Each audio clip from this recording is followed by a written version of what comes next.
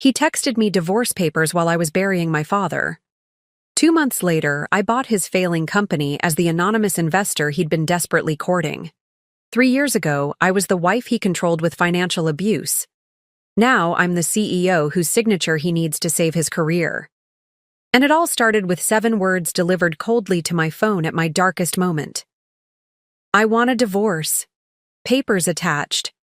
Curtis. The funeral home was quiet except for the soft instrumental music playing through hidden speakers. The scent of lilies, my father's favorite, filled the air, their sweetness almost overwhelming in the hushed space. Before we jump back in, tell us where you're tuning in from, and if this story touches you, make sure you're subscribed, because tomorrow I've saved something extra special for you. I stood in my simple black dress, receiving condolences from family and friends who had come to pay their respects to Judge William Foster, a man who had spent 30 years serving his community from the bench. My father had been my rock, my moral compass, the voice of wisdom I turned to whenever life became too complicated. His sudden heart attack had left a void I wasn't sure could ever be filled. And now, as I stood beside his casket, I felt my phone vibrate in my pocket, once, twice, 3 times. I ignored it. Whatever it was could wait. This moment was for my father. Aunt Vivian squeezed my hand. He was so proud of you, Ayame, the way you supported Curtis through building his business, putting your own dreams on hold. William always said you had your grandmother's strength. I nodded, unable to speak through the tightness in my throat. What Aunt Vivian didn't know, what no one knew, was how that support had slowly transformed into something more sinister. How Curtis had gradually taken control of our finances, questioned every purchase I made, required justification for every dollar spent. How my law degree gathered dust while I managed his schedule, entertained his clients, and maintained the perfect home. My phone vibrated again, more insistently this time. A call, not a text. "Excuse me?" I whispered to Aunt Vivian. "I need to check this." In the hallway, I pulled out my phone. 4 text messages and a missed call, all from Curtis. My stomach tightened. He knew where I was, what today meant.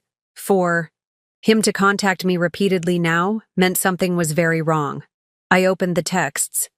"Ayame, we need to talk. This isn't working anymore. I've had my lawyer draw up the papers. It's better this way. I want a divorce. Papers attached. Curtis." The world around me blurred. My fingers felt numb as I opened the attachment. A complete divorce petition, already signed by my husband of 8 years. On the day I was burying my father. I leaned against the wall, struggling to breathe. The funeral director passed by, concern crossing his face. "Mrs. Henderson, are you all right?" I straightened, years of maintaining composure in difficult situations, taking over. "Yes, thank you. Just needed a moment." My phone rang again. Curtis. I declined the call and returned to the funeral service, a strange calm settling over me. My father's voice seemed to whisper in my mind. When someone shows you who they are, believe them the first time. Curtis had shown me exactly who he was, and on this day of all days. The service continued. I delivered the eulogy I had carefully prepared, my voice steady despite the earthquake that had just shattered my world. Friends commented later on my strength, my dignity in the face of grief. They had no idea that I was mourning not only my father, but also the death of my marriage, a marriage that I now realized had been built on sand. When I returned to the house that evening, my father's house, where I'd been staying to organize his affairs, I sat in his study surrounded by his law books and allowed myself to feel everything I'd held back during the service. Grief for my father, rage at Curtis's callousness, and beneath it all, a strange sense of liberation. I picked up my father's favorite fountain pen, the one he had used to sign his most important opinions, and began to write. Not a response to Curtis, but something else entirely. A plan. For years, I had managed Curtis's schedule, attended his business dinners, listened to his strategies and concerns. I knew his business partners, his investors, his competitors. I knew which projects were succeeding and which were failing. I knew his passwords, his banking information, his vulnerabilities. Curtis had always treated my law degree as a charming accomplishment, something to mention at dinner parties but never to be taken seriously. He never seemed to realize that I had graduated top of my class, that I had once been courted by the most prestigious firms in the city before setting aside my career to support his. The irony wasn't lost on me. In his effort to control me financially, Curtis had given me a front-row seat to every aspect of his business life, and in his moment of discarding me, he had freed me to use that knowledge. My father had left me a modest inheritance, enough to live on comfortably while I rebuilt my life, but not the kind of wealth that would turn heads. What Curtis didn't know was that my father had also left me his most valuable possession. His network judge William Foster had spent 3 decades on the bench. He knew everyone who mattered in the city, including Ansel Whitman, the managing partner at Whitman Venture Capital. As I sat in my father's study, the outline of a strategy began to form. Not a strategy of revenge, that would be too small, too emotional, too easily dismissed. No, this would be something more elegant, a complete professional transformation that would ripple through Curtis's world like a stone dropped in still water. I reached for my phone and called Ansel Whitman's private number. "Ayame," he answered immediately. "I was so sorry to miss the service. I'm in Singapore, but I'll be back next week. William was one of the finest men I've ever known." "Thank you, Ansel. I actually have something I'd like to discuss with you. When you return, a business proposition." There was a strange peace in my father's house that night after the funeral. As the last of the visitors left, taking with them their casseroles and condolences, I found myself alone with my thoughts and my father's legacy. I hadn't replied to Curtis's texts. Silence was its own form of power, something I had learned from watching my father in the courtroom. "Let them fill the silence," he'd often say. "People reveal themselves when they're uncomfortable." My phone had buzzed throughout the evening with increasingly urgent messages from Curtis. "Did you get the papers? Need your signature ASAP. This doesn't have to be messy. My lawyer says we can be done in 30 days if you cooperate. Ayame, at least acknowledge receipt. I have a major investor meeting next week and need this settled." Each message revealed more about his priorities, his anxieties, and his timeline. Each message was evidence I methodically saved. I spent that night in my father's study, surrounded by his legal volumes and the subtle scent of his pipe tobacco that still clung to the leather chair. The divorce papers lay open on the desk, Curtis's signature bold and confident at the bottom of each page. What struck me most wasn't the dissolution of our marriage, that had been happening in slow motion for years. It was the financial settlement. He proposed a lump sum that represented less than 10% of his company's value, despite my years managing his household, his schedule, his social obligations. Despite the fact that Henderson Tech Solutions had been built while I put my own career on hold. The proposal reflected exactly how Curtis valued my contribution: minimal, disposable, easily quantified, and dismissed. My father's voice seemed to whisper from the leather-bound book surrounding me. "The law isn't just about what's written. It's about what's right." I opened my laptop and began my research. Not emotional, reactive research, but methodical, strategic investigation. I accessed our shared cloud storage using the password Curtis thought I didn't know. I downloaded financial, projections, investor presentations, board meeting minutes, documents I had been vaguely aware of but had never examined closely. As the night deepened, patterns emerged. Henderson Tech Solutions was growing rapidly but stretched thin. The company had leveraged significant debt for expansion. Cash flow was problematic. And most importantly, Curtis was courting a major investor, the Regent Group, whose capital would either secure the company's future or, if withdrawn, potentially trigger a cascade of financial consequences. Preparing and narrating this story took us a lot of time, so if you are enjoying it, subscribe to our channel. It means a lot to us. Now back to the story.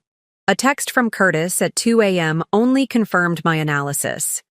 It's better for both of us to handle this quickly and quietly. Regents.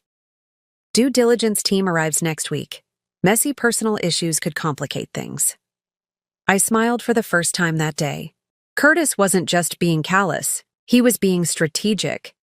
He wanted the divorce finalized before the Regent Group could discover it, before anyone could question the company's stability during this transition. He had timed the divorce papers to arrive when I would be at my most vulnerable, most likely to sign without question. A classic Curtis tactic, applying pressure at moments of weakness. But he had miscalculated badly. Morning light was filtering through the study blinds when I finally closed my laptop. I had slept perhaps 2 hours, but my mind was clearer than it had been in years. I showered, dressed in one of my father's favorite outfits of mine, a crisp navy suit that he had said made me look like a force to be reckoned with, and prepared for my meeting with Ansel Whitman. Whitman Venture Capital occupied the top 3 floors of a downtown high-rise. The reception area featured stunning African art, Ansel's passion, and floor-to-ceiling windows that offered a commanding view of the city. I was shown immediately to his office. Ayame. Ansel rose from behind his desk, coming around to embrace me. He had known me since childhood, had been one of my father's closest friends. I'm so sorry about William. The world is diminished without him. Thank you for seeing me on such short notice, I said, taking the offered seat. William Foster's daughter never needs an appointment. His eyes, shrewd behind stylish glasses, studied me. But I sense this isn't a social call. It isn't. I placed my folder on his desk. I need your help with a business matter, one that requires both discretion and decisive action. Ansel smiled slightly. Now you sound exactly like your father. He sat back. Tell me. I laid out what I had learned about Henderson Tech Solutions, its potential, its vulnerabilities, Curtis's desperate need for Regent's investment. I explained my situation with clinical detachment, as if discussing a case study rather than my own marriage. Ansel listened without interruption, his expression giving nothing away. When I finished, he was silent for a long moment. What exactly are you proposing? He finally asked. I want Whitman Venture Capital to create a shell company that will approach Henderson Tech as a potential investor after Regent withdraws their offer. And why would Regent withdraw? I smiled. Because Tom Regent and my father played golf every Sunday for 20 years. Tom is attending my father's memorial reception tomorrow. Ansel leaned forward, his interest clearly piqued. You're suggesting we position ourselves as the only option after Regent pulls out, leaving Curtis desperate enough to accept terms he would normally reject. Precisely. Terms that would include a restructured board with me as chairperson. Curtis remains CEO but with significant oversight, and a comprehensive audit of all company finances before finalizing the investment. Ansel's eyebrows rose slightly. You want to take control of your husband's company. I want to take control of our company, I corrected. The one built on my sacrificed career, my connections, my labor. And the divorce? We'll proceed, but on very different terms than Curtis is expecting. Ansel studied me for another long moment. Then he chuckled softly. William always said you were the most strategic thinker he'd ever taught, even more than your law school professors. He reached for his phone. Let me call in Bobby Chen and Tom Peters. We'll need legal and financial frameworks to make this work. As Ansel made the calls, I felt a sense of calm purpose settling over me. This wasn't about revenge. Revenge would be emotional, reactive, ultimately hollow. This was about justice, about recognition of value, about correct attribution of contribution. My father had spent his life ensuring that justice was served in his courtroom. I would ensure it was served in my marriage and my professional life. Bobby Chen, Whitman's chief legal counsel, arrived first, a compact man with an encyclopedic knowledge of corporate law. Tom Peters, the financial strategist, followed shortly after. Within an hour, the outline of a plan was taking shape on Ansel's whiteboard. "We'll call it Onyx Innovations," Ansel said, writing the name at the top of the board. "Shell Company, privately held, with Ayami as the principal but unnamed investor." Bobby nodded, making notes. "Curtis won't be able to find the ownership structure without significant investigation. By then, it will be too late." "The timing is crucial," Tom added. "Regent needs to withdraw at precisely the right moment, when Curtis has no time to find alternative investors."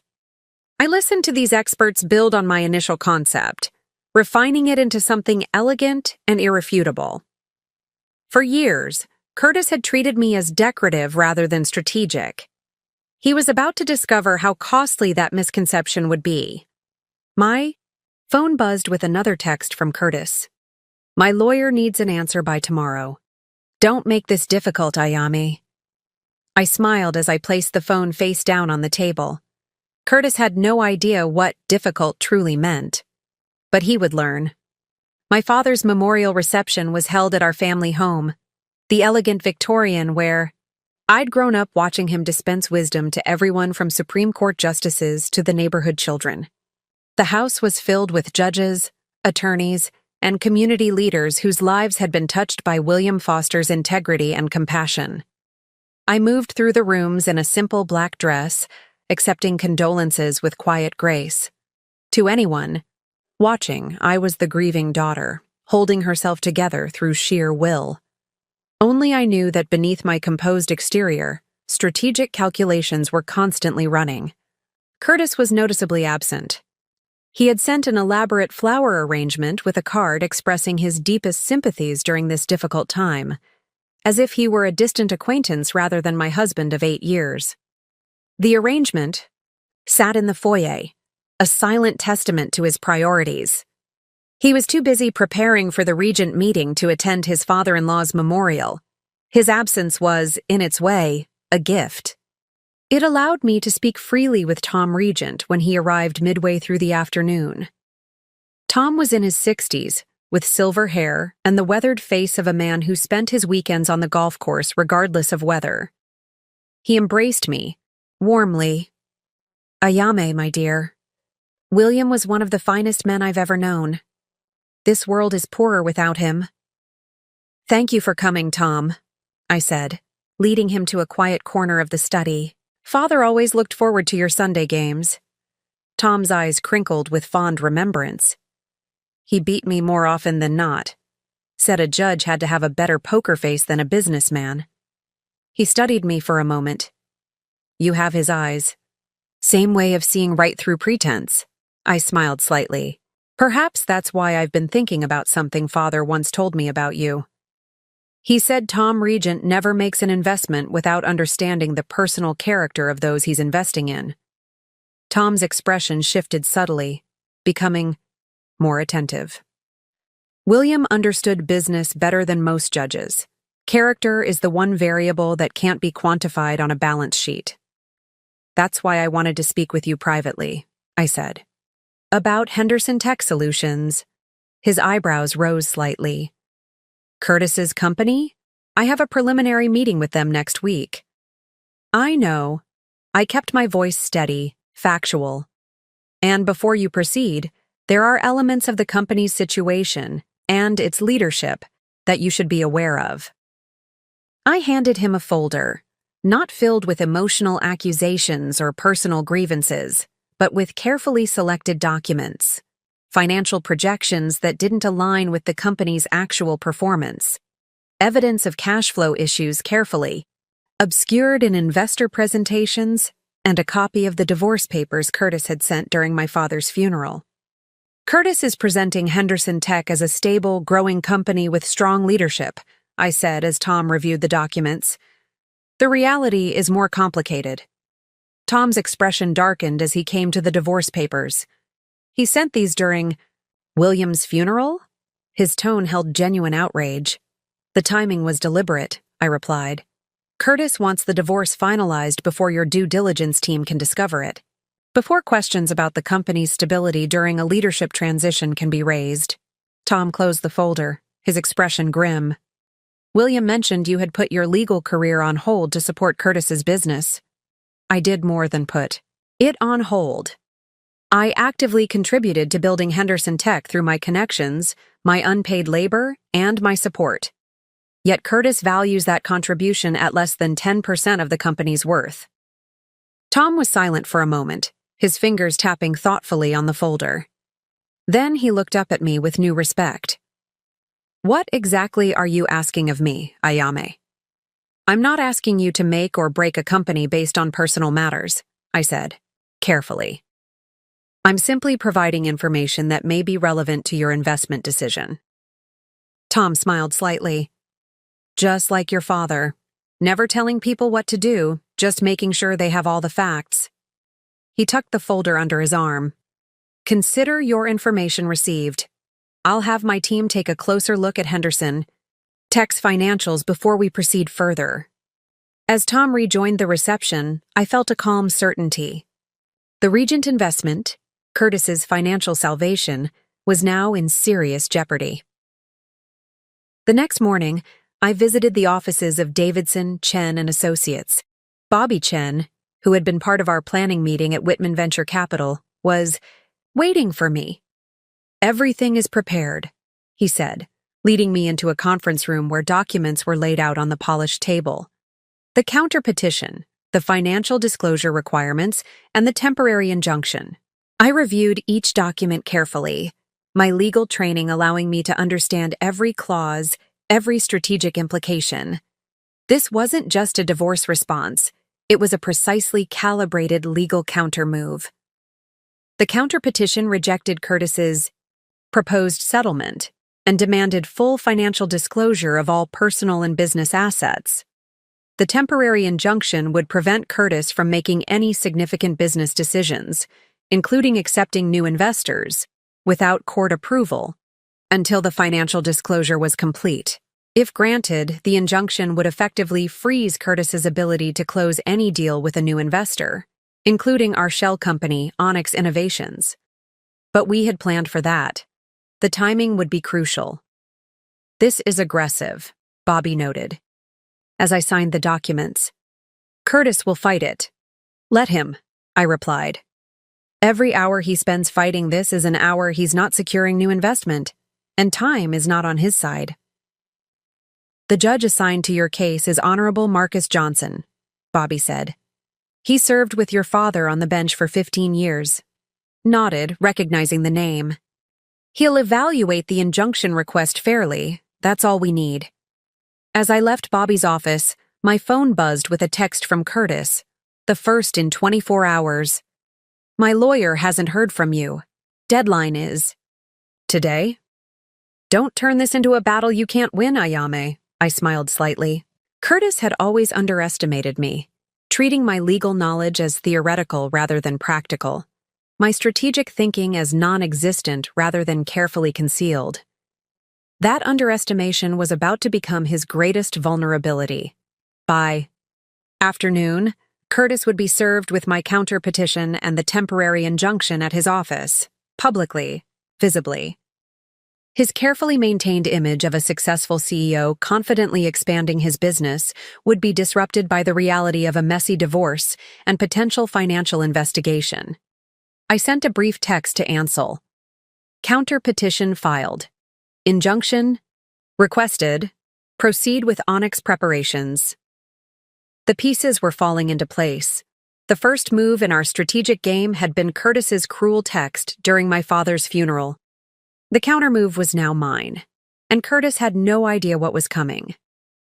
Henderson Tech Solutions occupied 3 floors of the glass and steel Millennium Tower downtown.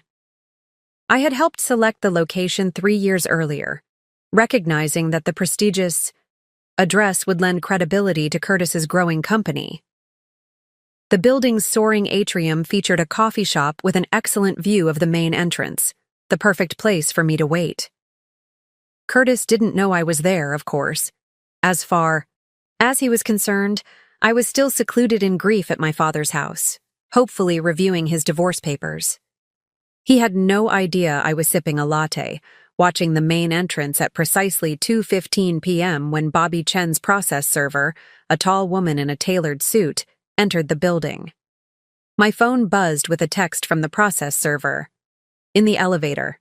Receptionist confirmed he's in his office. I set my phone down and waited. The legal documents would be delivered in full view of Henderson Tech's reception area, a strategic decision. In the corporate world, perception was reality. And the perception of a CEO being served divorce papers with a temporary injunction against making business decisions would ripple through the company within hours. 20 minutes later, my phone buzzed again. Delivery complete. Subject visibly agitated. Requested privacy denied. Documents served in reception area with witnesses. I smiled slightly, imagining the scene. Curtis prided himself on controlling his image. Being served legal papers that challenged his authority, both personal and professional, in front of his employees, would be particularly galling. As if on cue, my phone rang. Curtis. I let it ring through to voicemail, then listened to his message. What the hell is this, Ayame? An injunction? Financial disclosure? Have you lost your mind? Call me back immediately. His voice held that familiar tone, controlled anger masking panic, the voice he used when things weren't going according to his plan. I had heard it often during our marriage, usually when a business deal was faltering. I texted Bobby. Delivery confirmed. Curtis called, proceeding as planned. Bobby's response came quickly. Judge Johnson reviewing injunction request. Decision. Expected by tomorrow morning.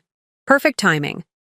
If the injunction was granted, and with Judge Johnson's history with my father, I felt confident it would be, Curtis would be legally prevented from finalizing any investment deal until our divorce. Proceedings included full financial disclosure. Meanwhile, according to Ansel, Tom Regent had already instructed his team to delay their scheduled meeting with Henderson Tech, citing concerns about financial projections that require further investigation. Curtis's carefully constructed timeline was unraveling, and he still had no idea why. I left the coffee shop and headed to my next appointment, a meeting with Elena Ross, Henderson Tech's head of product development. Elena didn't know she was meeting me. She thought she was having coffee with a potential investor interested in her expertise. The investor was actually me, using my maiden name. Gaining insight from Henderson Tech's employees without raising suspicion was a crucial part of our strategy. Elena, according to my research, was brilliant but undervalued. Her innovations often credited to others, typically men, in the company. She would have unique perspective on both the company's actual technological position and its internal culture. As I drove to the meeting, my phone buzzed repeatedly with texts and calls from Curtis. I ignored them all. Strategic silence remained my most powerful tool at this stage. The cafe where I'd arranged to meet Elena was deliberately chosen, far enough from Henderson Tech's offices to be discreet, upscale enough to signal serious investment interest. I arrived early, selected a quiet corner table, and waited. Elena arrived precisely on time, a woman in her early 30s with intelligent eyes and a cautious demeanor. I recognized her from company events where she had been introduced as a team member rather than by her actual title. Ms. Ross, I'm Ayami Foster, I said, using my maiden name as we shook hands. Thank you for meeting me. Your message mentioned interest in Henderson Tech's development pipeline, she said, getting directly to business. Among other things, I replied. I represent investors who are considering Henderson Tech as a potential opportunity, but we have some concerns about the company's internal structure and leadership. Elena's expression remained carefully neutral. but I noticed a slight tensing in her shoulders. What kind of concerns? The kind that someone in your position might have unique insight into, I said. Everything discussed here is confidential. Of course.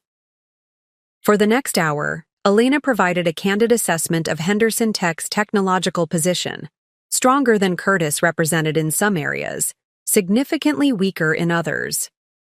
More tellingly, she described a corporate culture where women's contributions were systematically minimized, where loyalty to Curtis was valued above innovation, and where financial pressures were creating increasing internal strain. The Regent. Investment is supposed to solve everything, she said toward the end of our conversation, but many of us are skeptical. Throwing money at structural problems rarely fixes them. And if the Regent investment doesn't happen? I asked. Elena sighed. Then we have maybe 2 months of operating capital left. Curtis has put everything into expansion with very little reserve. As we concluded our meeting, I handed Elena my card. Not a Henderson Tech spouse card, but a new one identifying me as a consultant with Whitman Venture Capital. If things change at Henderson Tech, for better or worse, I'd be interested in continuing our conversation, I said. Elena studied the card thoughtfully. You're not really just an investor, are you? I smiled. Let's just say I have a vested interest in seeing Henderson Tech achieve its full potential, with the right leadership. As I drove back to my father's house, my phone rang again. Curtis. This time, I answered. Where have you been? He demanded without preamble. Do you have any idea what you've done with this injunction nonsense? Hello, Curtis, I replied calmly. I received your divorce papers during my father's funeral. I've had time to review them with my attorney. We found your proposed settlement inadequate. This isn't about the settlement, he snapped. It's about the timing.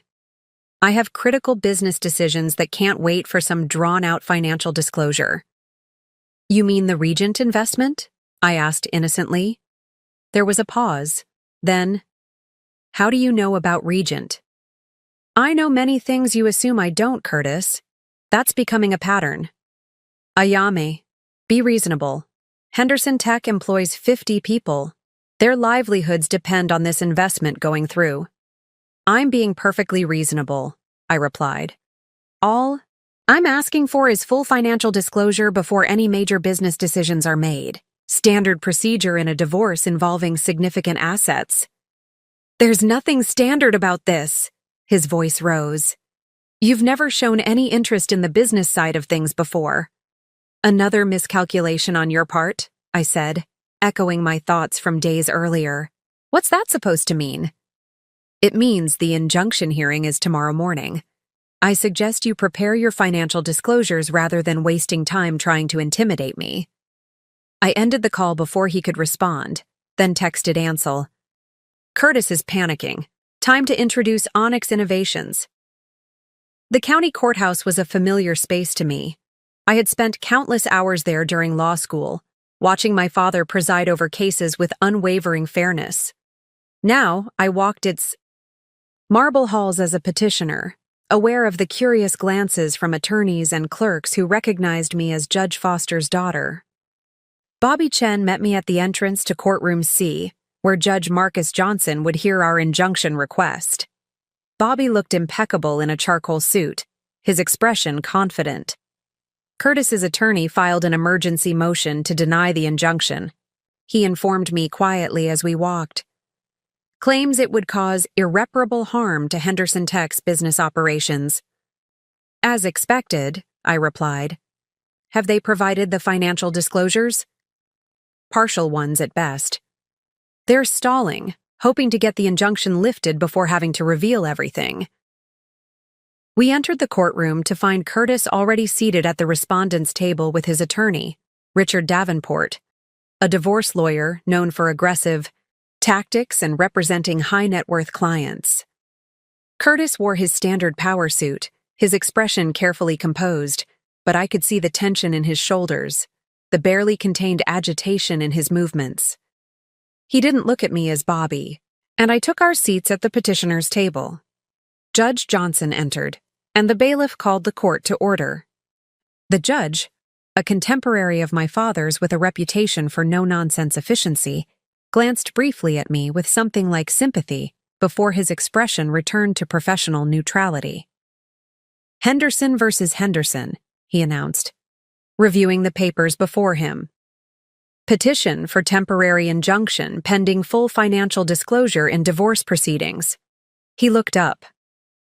"Mr. Chen, as petitioner's counsel, you may begin." Bobby rose smoothly. "Your Honor, my client, Ayame Foster Henderson, received divorce papers from her husband, Curtis Henderson, during her father's funeral service last week. The proposed settlement significantly undervalues her contributions to Mr. Henderson's business success, particularly given that Mrs. Henderson suspended her own legal career to support the development of Henderson Tech Solutions. Mr. Henderson has refused to provide complete financial disclosure, particularly regarding certain business assets and pending transactions. We are simply asking that no major business decisions be finalized until proper disclosure allows for fair valuation of marital assets. Judge Johnson nodded, then turned to Curtis's attorney. "Mr. Davenport?" Richard Davenport stood, exuding practiced confidence. "Your Honor, this injunction request is both unreasonable and potentially devastating to a thriving business that employs 50 people. Mrs. Henderson has never participated in the day-to-day operations of Henderson Tech Solutions and has limited understanding of its financial structure." He paused dramatically. "Furthermore, Henderson Tech is at a critical juncture in negotiations with investors. Delaying these negotiations could irreparably damage the company's growth trajectory. We have provided preliminary financial disclosures that clearly demonstrate the fairness of Mr. Henderson's proposed settlement." I kept my expression neutral, but inwardly I noted how Davenport echoed Curtis's dismissive assessment of my business understanding, another miscalculation that would work in my favor. "Judge," Johnson reviewed the documents before him. "Mr. Davenport, these financial disclosures are indeed preliminary at best. There's no detailed accounting of Henderson Tech's current valuation, pending deals, or complete asset listing. We're preparing those documents, Your Honor, but they take time to compile. Meanwhile, this injunction would effectively prevent Mr. Henderson from running his company."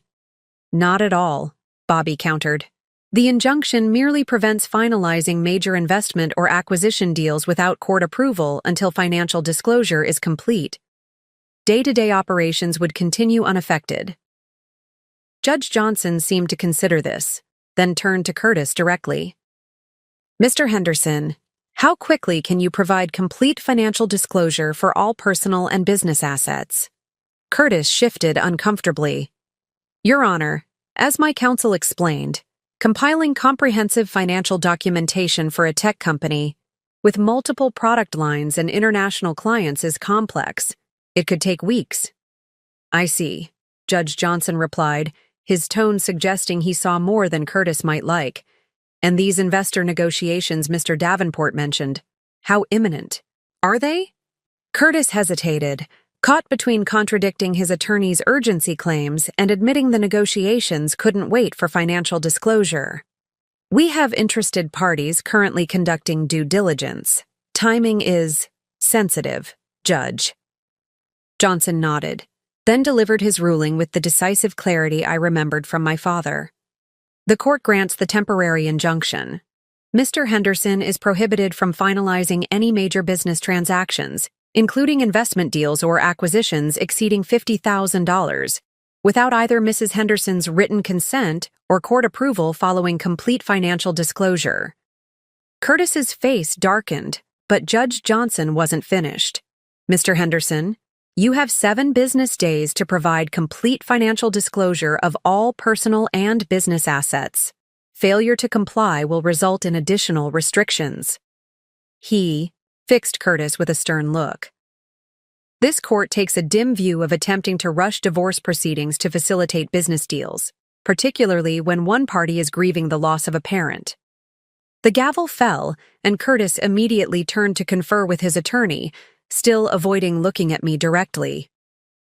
As Bobby and I exited the courtroom, my phone buzzed with a text from Ansel. Onyx Innovations reaching out to Henderson Tech today. Tom Regent officially withdrew interest this morning. Perfect timing. Curtis's world was contracting and expanding simultaneously, losing his expected investor while gaining an unexpected one, all while his legal and financial control diminished. Outside the courthouse, Curtis finally approached me, stepping directly into my path as I prepared to leave. "I hope you're satisfied," he said, his voice low and tense. "You've just put the company at risk over what? Spite? Revenge for the timing of the divorce papers?" I met his gaze calmly. "This isn't about spite, Curtis. It's about accurate valuation of assets, including my contribution to building Henderson Tech." "Your contribution?" he scoffed. "You hosted dinner parties and managed the household calendar. I built the technology, secured the clients, created the business model." "Is that really how you see it?" I asked, genuinely curious about his perception. "You never once considered that my legal background might be relevant to contract negotiations? That my social connections brought in half your initial clients? That the algorithm I helped refine made your supply chain management system marketable?" Confusion flickered across his face. "That's not—" "It is," I interrupted. "And that's exactly why this injunction matters. You've fundamentally misunderstood my role and contribution for years." I moved to step around him. "You should focus on preparing those financial disclosures, Curtis. 7 days isn't much time." "Regent pulled out this morning," he said abruptly, an edge of desperation in his voice. "We need that investment to continue operations beyond the next quarter." I paused, allowing a hint of compassion to enter my expression. "Then I suggest you explore other options quickly. The injunction doesn't prevent new negotiations, just finalizing deals without proper disclosure." As I walked away, I heard Curtis's phone ring. I didn't need to look back to know it would be Henderson Tech's receptionist, informing him that representatives from a previously unknown investment group called Onyx Innovations had requested a meeting. The next phase was beginning, right on schedule. Onyx Innovations was a masterpiece of corporate illusion. Within 48 hours, Ansel's team had created a complete corporate identity, website, business profiles, digital footprint, for a company that didn't actually exist. The site featured sleek design, carefully worded mission statements about identifying transformative technologies, and professional biographies of executives who were actually Whitman Venture Capital employees using pseudonyms. From my father's study, which had become my command center, I monitored the approach to Henderson Tech through a series of texts and calls with Ansel. "Meeting set for 2 p.m., he informed me. Curtis moved his entire schedule to accommodate us after hearing about Regent's withdrawal. I smiled at the predictability. Curtis always responded to pressure by accelerating rather than reassessing, a tendency I was counting on. "Remember," I texted back, "initial offer should be exactly what he needs, but with terms just uncomfortable enough to make him hesitate." "Tom and Sarah are thoroughly prepared," Ansel replied, referring to the Whitman employees who would represent Onyx. "They'll report back immediately after." While waiting for news of the meeting, I focused on another critical aspect of our strategy. I had engaged a forensic accountant, Dr. Leila Patel, one of my father's expert witnesses in financial fraud cases, to analyze what we already knew about Henderson Tech's finances. Dr. Patel's preliminary findings had confirmed my suspicions. Curtis had been systematically undervaluing company assets in his divorce filing, while simultaneously inflating projections for potential investors. More concerning, she had identified transfers to offshore accounts that appeared designed to shield assets from both tax authorities and divorce proceedings. This information needed careful handling. Exposed too soon, Curtis might find ways to cover his tracks. Held too long, it might not serve its strategic purpose. Timing, as my father always said, was everything. My phone rang. Bobby Chen. Judge Johnson was more decisive than we expected, he said without preamble. He's granted our motion for expedited discovery, which means Curtis must provide complete financial records within 7 days, instead of the usual 30. How did Davenport respond? Filed an immediate objection, claimed it was impossible to compile everything that quickly. Judge Johnson wasn't sympathetic. Said if Henderson Tech's financial systems were as sophisticated as they claimed in their marketing materials, producing records should be trivially simple. I smiled at the judge's perception. Curtis will have to choose between admitting financial disorganization or complying quickly. Either way, it works in our favor, Bobby agreed. Oh, and Davenport tried to introduce a motion restricting you from contacting Henderson Tech employees. Judge Johnson denied it unless they can show actual interference. That was useful information. It meant Curtis was concerned about me reaching out to his staff. Perhaps he'd heard about my meeting with Elena, or perhaps he simply feared what his employees might reveal. As I ended the call with Bobby, a text came through from Ansel. Meeting. Concluded. Sending Tom and Sarah to brief you in person? Curtis's reaction exactly as anticipated. 30 minutes later, Tom Peters and Sarah Liu, the Whitman employees who had represented Onyx Innovations, arrived at my father's house. They looked perfectly cast as tech investors, from their business casual attire to their understated but expensive accessories. Curtis was visibly relieved when we expressed interest, Sarah began as we settled in the study. The desperation was thinly veiled behind standard CEO confidence. Tom nodded in agreement. We presented exactly as planned, an investment group specifically interested in supply chain management technology, impressed by Henderson Tech's innovations, concerned about certain financial indicators. His response? I asked. Defensive.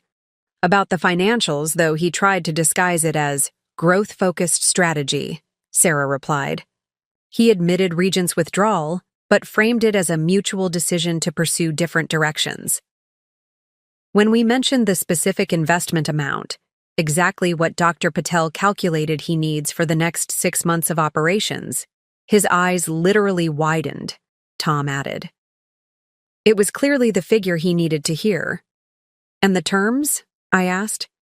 That's when things got interesting, Sarah said, a slight smile playing at her lips. We presented the first stage terms, capital injection in exchange for board representation, and oversight of major financial decisions.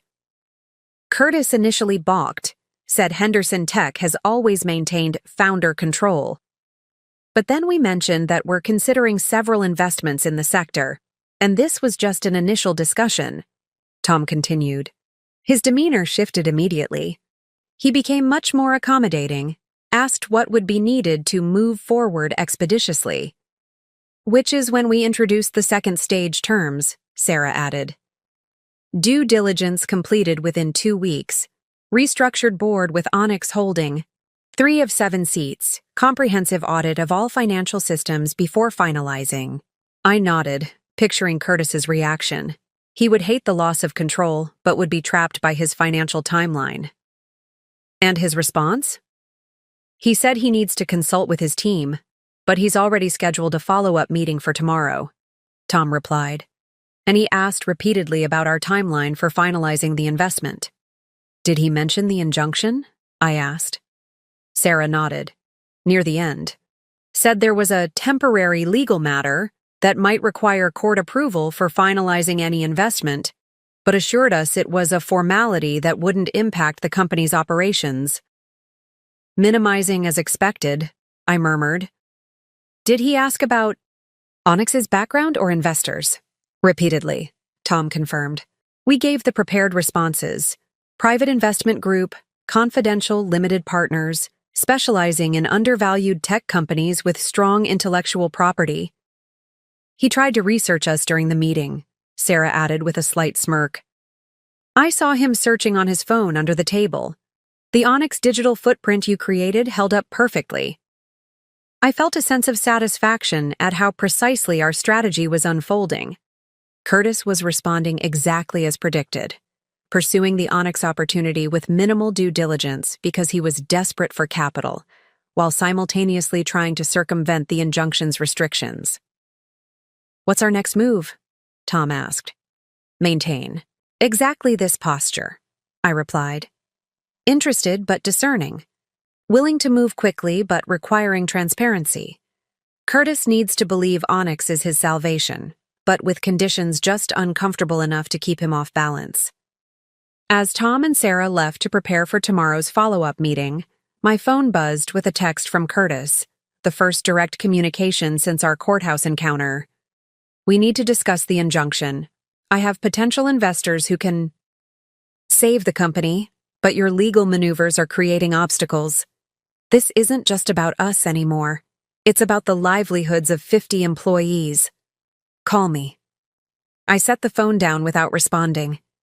Curtis was now exactly where I needed him to be, desperate enough to make concessions, constrained by legal requirements, and unaware of who was really behind Onyx Innovations. The pieces were aligning perfectly. Strategic patience was a lesson my father had taught me throughout my childhood. "The law moves at its own pace," he would say. "Those who try to rush it often trip over their own eagerness." As I monitored Curtis's increasingly frantic attempts to simultaneously court Onyx Innovations and circumvent the injunction, I remembered those words. 3 days had passed since the injunction hearing. Curtis had called 6 times and sent 14 text messages, each more urgent than the last. I maintained my deliberate silence, allowing his anxiety to build. Meanwhile, Onyx representatives had conducted a second meeting at Henderson Tech, requesting detailed financial information that Curtis was reluctant but desperate to provide. My phone buzzed with a call from Elena Ross, Henderson Tech's head of product development, whom I'd met previously under my maiden name. "Ms. Foster?" she said when I answered, her voice low as if she were calling from somewhere private. "This is Elena Ross from Henderson Tech. We met last week." "I remember," I replied. "Is everything all right?" "There's something strange happening here," she said. "Curtis called an emergency management meeting yesterday. He's pushing everyone to accelerate development timelines, clean up financial documentation, and prepare for significant structural changes. He mentioned new investors, but he's being unusually secretive about who they are." This was valuable information. Curtis was preparing Henderson Tech for Onyx's due diligence while trying to present a more organized operation than actually existed. "Has he mentioned the legal injunction?" I asked. "Not directly, but Richard from legal has been in Curtis's office for hours every day. The rumor is there's some legal obstacle to finalizing the investment." She paused. "Also, Curtis has been asking unusual questions about who I've spoken with recently. It felt targeted." "Thank you for telling me," I said. "If you feel your position is at risk in any way, please let me know." "That's not why I called," Elena replied, her voice stronger now. "I called because I finally looked you up. Ayami Foster, Henderson. You're Curtis's wife."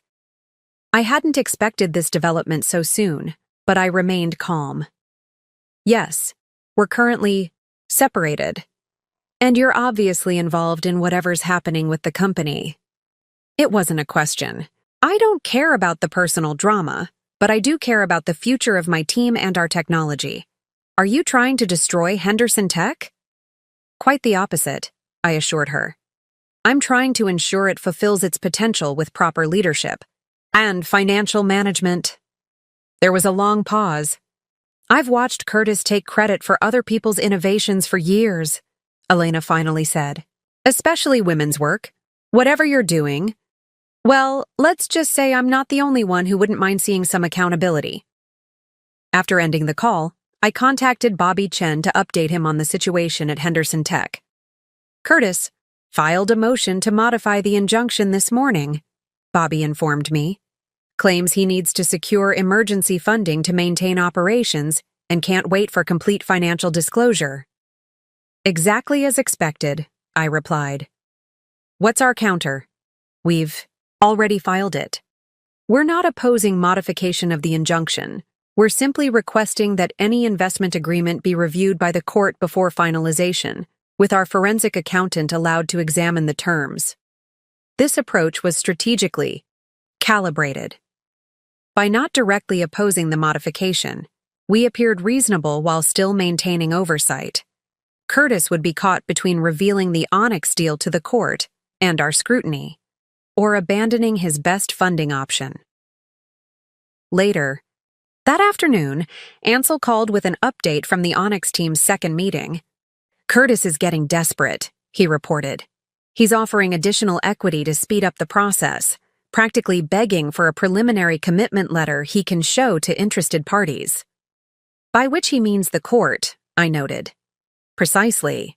Sarah told him Onyx requires full financial transparency before issuing any commitment letters. He practically turned gray. And the forensic audit requirement? He tried to negotiate it down to a standard review, but Tom held firm. Curtis finally agreed but requested the audit be conducted by a firm of his choosing. Tom countered that Onyx would select from a list of 3 reputable firms. Curtis reluctantly accepted. I smiled at the precision of our approach. Each concession Curtis made pulled him further into our carefully constructed web. The due diligence team should focus particularly on the offshore accounts Dr. Patel identified, I instructed. But don't reveal we know about them yet. That evening, my phone rang again. Curtis's attorney, Richard Davenport. Mrs. Henderson, he began formally. I'm calling to propose a settlement conference. My client is prepared to make significant concessions to resolve this matter quickly. What kind of concessions? I asked.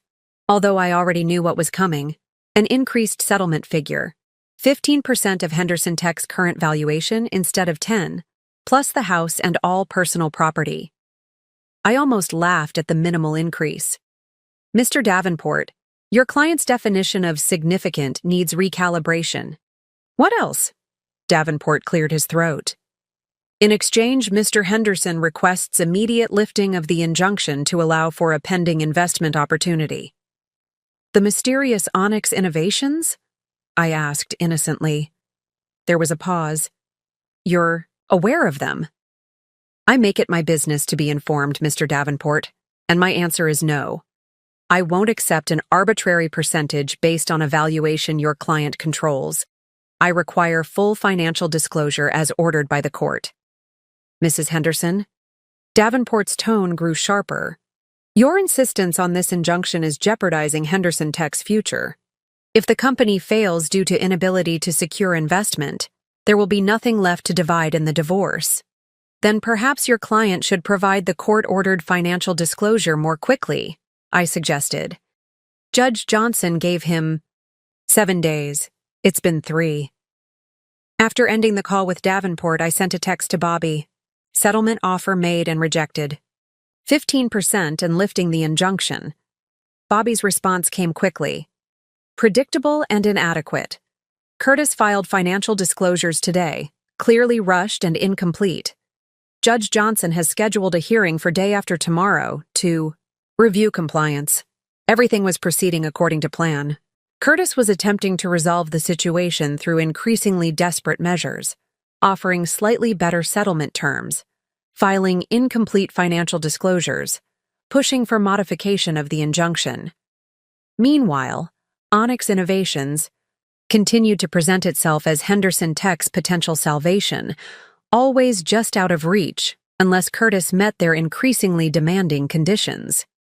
The pressure was building exactly as designed, forcing Curtis to make mistakes that would ultimately reveal the true nature of Henderson Tech's finances and his deliberate undervaluation of my contribution. My phone buzzed with yet another text from Curtis. This is ridiculous. You're going to destroy everything we built because of a petty grudge over divorce timing. The company needs this investment to survive. Name your price. I set the phone down without responding, smiling slightly at his choice of words. Everything we built, he had said, finally acknowledging my contribution, however unintentionally. Progress, however small, was still progress. The hearing to review Curtis's financial disclosures was scheduled for 9 a.m. in Judge Johnson's courtroom. I arrived early with Bobby Chen, armed with Dr. Patel's preliminary analysis of the documents Curtis had hastily submitted. His disclosures are deliberately incomplete, Dr. Patel had concluded in her report. Key accounts are missing, international holdings are undisclosed, and the company valuation relies on outdated projections that significantly understate current worth. Bobby and I reviewed our strategy one final time before entering the courtroom. Curtis and Richard Davenport were already there, Curtis looking noticeably more disheveled than usual. The perfectly pressed suits and immaculate appearance that had been his trademark were showing signs of strain, his tie slightly askew, faint shadows under his eyes suggesting sleepless nights. Judge Johnson entered, and the proceedings began, with Davenport arguing that Curtis had complied with the court's order for financial disclosure. My client has provided comprehensive documentation of Henderson Tech's finances and personal assets, Davenport insisted. Any suggestion of incomplete disclosure is simply Mrs. Henderson's attempt to delay proceedings and further damage the company's ability to secure necessary investment. Bobby rose in response. Your Honor, we've had our forensic accountant review Mr. Henderson's disclosures. Her report, which I've submitted to the court, identifies numerous omissions and inconsistencies. He proceeded to methodically outline the missing information, including the offshore accounts and undervalued assets. Judge Johnson reviewed Dr. Patel's report with growing concern, occasionally glancing at Curtis with the same expression my father used when he suspected a witness wasn't being entirely truthful. Mr. Henderson, the judge finally said, these disclosures appear to be significantly incomplete. Dr. Patel has identified at least 3 accounts that don't appear in your documentation, as well as a concerning pattern of asset transfers over the past 6 months. Curtis leaned forward, his expression a careful blend of confusion and concern. Your Honor, I provided everything my financial team prepared. If there are discrepancies, they're clerical errors, not deliberate omissions. It was a clever attempt to distance himself from the incomplete disclosures by blaming his financial team. I had anticipated this defense. It was classic Curtis, deflecting responsibility when confronted with mistakes. Judge Johnson wasn't impressed. Mr. Henderson, as CEO of a technology company and the primary financial decision-maker in your marriage, the court expects more than clerical errors in your compliance with direct orders. He turned to study Dr. Patel's report again before continuing. The court finds Mr. Henderson's financial disclosures inadequate and potentially misleading. I'm ordering complete and verified disclosures within 48 hours, to include all accounts identified in Dr. Patel's report, plus any others not yet disclosed. Curtis visibly paled. 48 hours was barely enough time to compile the information, let alone sanitize it as he had clearly attempted to do with the initial disclosures. Furthermore, Judge Johnson continued, given these concerning omissions, the temporary injunction will remain in full effect. Any pending investment deals must be submitted to the court for review before finalization. As we exited the courtroom, Curtis intercepted me in the hallway, moving quickly to block my path. This is going too far, he said, keeping his voice low but intense. You know what's at stake here. Henderson Tech will collapse without this investment, and your precious settlement will be worth nothing. I met his gaze calmly. Then provide accurate financial disclosures and submit the investment deal for court review. If everything is as straightforward as you claim, there should be no problem. The Onyx deal is time-sensitive, he insisted. They have other options they're considering. If we don't move quickly, they'll invest elsewhere. That sounds like a negotiating tactic I've heard you use before, I observed. Create artificial time pressure to force concessions. Frustration flashed across his face. This isn't a game. Ayame, real jobs, real livelihoods are at stake. I'm well aware, I replied, which is why I want to ensure any investment deal properly values the company and protects its future, and my interest in it. Before he could respond, my phone buzzed with a text from Ansel. Onyx team reports Curtis just called, sounding desperate. Wants to accelerate timeline. Mentioned legal complications being resolved soon. I suppressed a smile as I put my phone away. Curtis was clearly trying to pressure both sides simultaneously, telling me the Onyx deal couldn't wait while telling Onyx the legal issues would soon be resolved. I need to go, I told Curtis. I suggest you focus on providing accurate financial disclosures this time. Judge Johnson's patience is clearly wearing thin. Back at my father's house, I convened a strategy meeting with Ansel, Bobby, and Dr. Patel. The next 48 hours would be critical. Once Curtis provided complete financial disclosures, or failed to, we would have all the leverage we needed for the final phase of our plan. Curtis is panicking, Ansel reported. He's offering Onyx increasingly favorable terms, practically giving away control of the company in exchange for immediate investment. Which plays perfectly into our strategy, I noted. The more desperate he becomes, the more concessions he'll make to Onyx. Concessions that will ultimately benefit us when the truth is revealed. Dr. Patel reviewed her latest findings. Based on what I've already uncovered, Curtis has been systematically undervaluing Henderson Tech's intellectual property while overvaluing its physical assets, a classic technique to manipulate company. Valuation during divorce proceedings. And the offshore accounts? I asked. 3 confirmed so far, with substantial transfers over the past year. Nothing explicitly illegal, but certainly questionable in the context of divorce proceedings and investor disclosures. Bobby added his legal perspective. Once the complete disclosures are submitted, assuming Curtis complies, we'll have everything we need to demonstrate deliberate undervaluation of marital assets. That alone could justify a significant adjustment to the settlement, possibly up to 40–50% of the company's true value. But that's not our primary objective, I reminded them. Control is more valuable than percentage ownership. Our strategy session was interrupted by a text from Elena Ross. Emergency board meeting called for tomorrow morning. Curtis telling directors the future of the company depends on an investment deal that's being obstructed by personal legal matters. Thought you should know. I shared this information with the team. Curtis is trying to rally the board to pressure me. He's portraying me as the obstacle to the company's salvation, rather than acknowledging his own financial mismanagement. How do you want to respond? Ansel asked. I considered our options carefully. It's time to accelerate our timeline slightly. Have the Onyx team contact Curtis immediately after his board meeting. Tell them they're ready to proceed with final terms, but require one additional condition, a meeting with all key technical personnel without Curtis present, to evaluate the true value of Henderson Tech's intellectual property.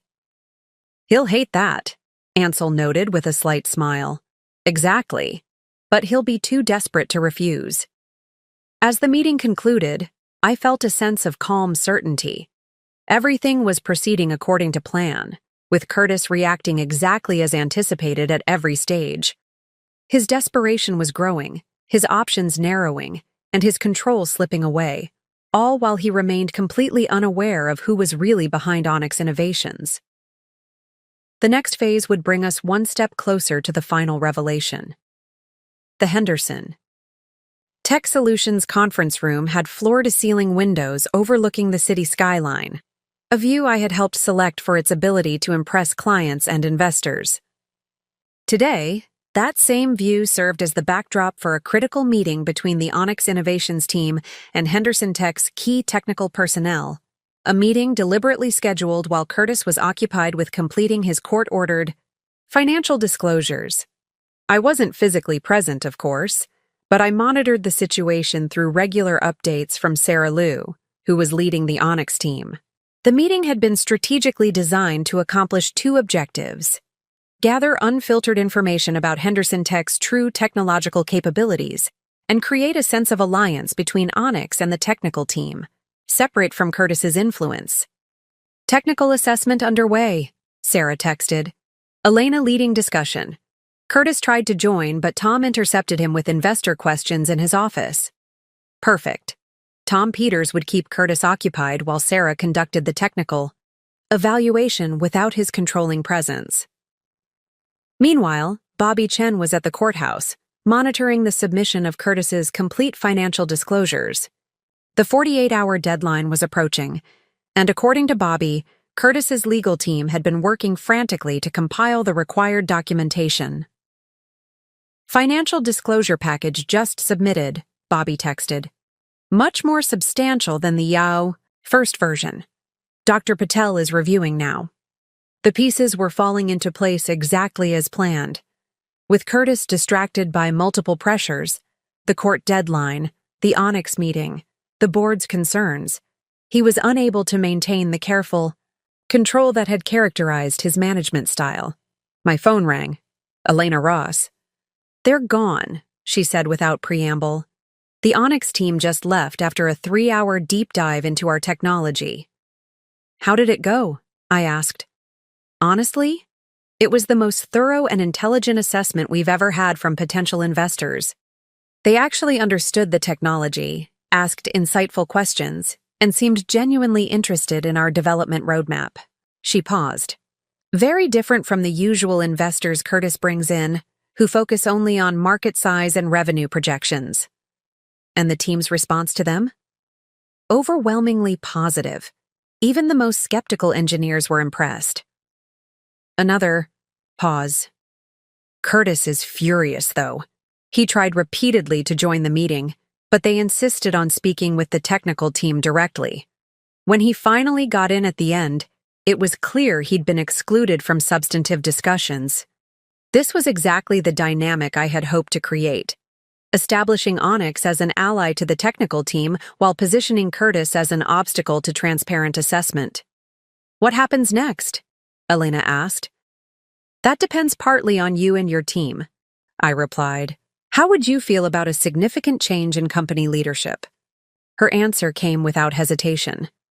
"If it means working with people who actually understand and value what we're building, we'd welcome it."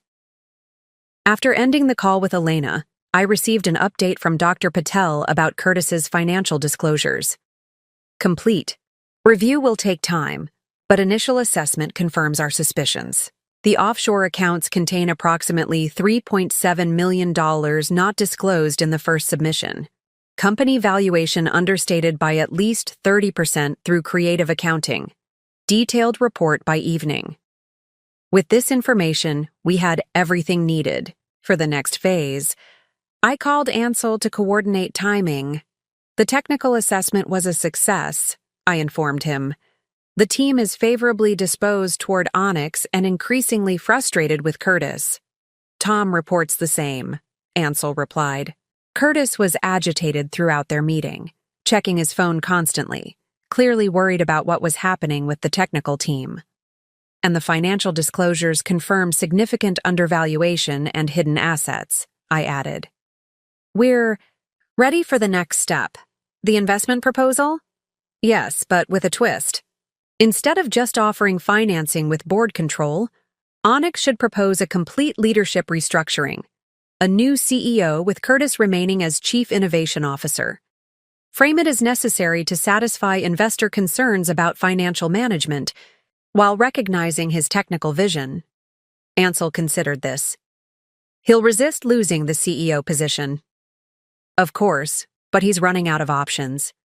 Regent has withdrawn, the board is concerned, the court is scrutinizing his finances, and the company needs capital within weeks. He'll negotiate hard, but ultimately accept if it's the only path to save the company." "And when do we reveal your involvement?" "Not yet," I replied. "Let him accept the terms first. The revelation will be more powerful once he's legally committed." That evening, we gathered at my father's house to review all developments. Dr. Patel presented her complete analysis of Curtis's financial disclosures, confirming systematic undervaluation of company assets and questionable financial management. Based on proper accounting standards, Henderson Tech is worth approximately 40% more than the valuation Curtis presented in his initial divorce filing, she concluded. Additionally, The offshore accounts contain funds that appear to have been deliberately shielded from both tax authorities and divorce proceedings. Bobby Chen outlined the legal implications. This gives us significant leverage. Judge Johnson has already expressed concern about Curtis's incomplete disclosures. This evidence of deliberate undervaluation would likely result in punitive measures in divorce proceedings. But we're not going to bring this to the judge immediately, I clarified. It's more valuable as leverage in the Onyx negotiations. Tom and Sarah provided their assessment of Henderson Tech's technical capabilities, confirming what I had suspected. The company's core technology was innovative and valuable, but its financial management and leadership structure were deeply flawed. The technical team is impressive, Sarah reported. They've developed genuinely innovative solutions with minimal resources. With proper leadership and financial support, Henderson Tech could be significantly more successful. And the team's loyalty appears to be to their technology, and each other not to Curtis, Tom added. Eleanor Ross, in particular, commands tremendous respect from the engineers. As our strategy session concluded, a text came through from Ansel, who had been meeting with Henderson Tech's board members confidentially. Board increasingly concerned about Curtis's leadership. 2 members independently asked about the possibility of new management as part of investment deal. Groundwork laid for leadership change proposal. I smiled at how perfectly all elements were aligning. Curtis had built a company culture where he took credit for others' work, maintained control through intimidation rather than leadership, and treated financial management as a tool for personal enrichment rather than company stability.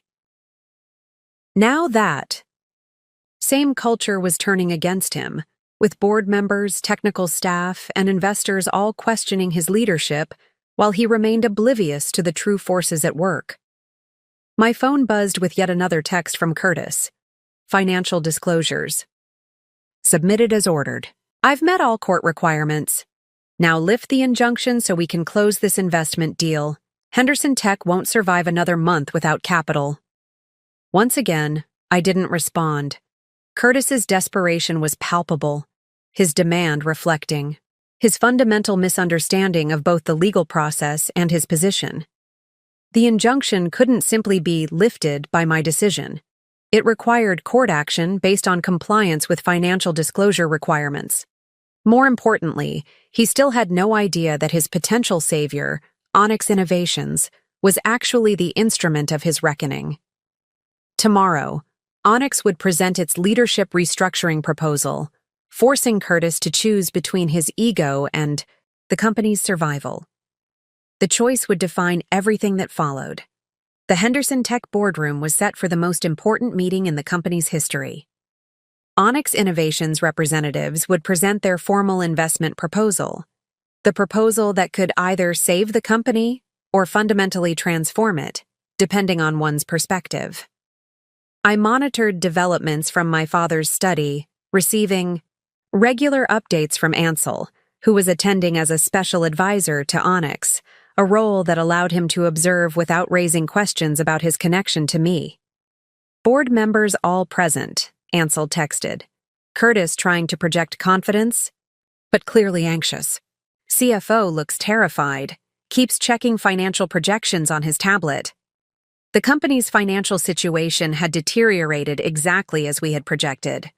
Without new investment, Henderson Tech would be unable to meet its next payroll, a fact the CFO knew but Curtis had attempted to conceal from the board. Onyx team arriving now, came Ansel's next update. Tom and Sarah plus 2 financial analysts. Very professional entrance. Curtis practically jumping to greet them. I could picture the scene perfectly.